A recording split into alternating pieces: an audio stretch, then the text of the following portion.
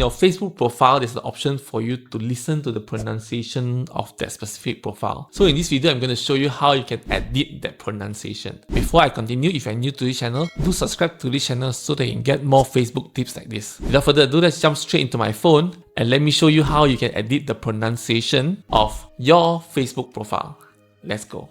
First of all, open up your Facebook app, click on the bottom right to your profile. So you just have to click on your name, click on Kian Ang, my name, and then you can see here name pronunciation. Click on that. So you can see what's their existing one. Kian. That's this one. Kian. Kian. There's one more. Ang. Alright. You see there's a few pronunciation already, so you can just test it out. Or you want to add your own pronunciation, you just click on this and then you can just add. Example, alright, done. Then you just click save, and then you can see, right, just click on this, you can click edit, and then you can hear Ken. Alright, so this is how you can just update your name pronunciation in Facebook. Yeah, it's interesting.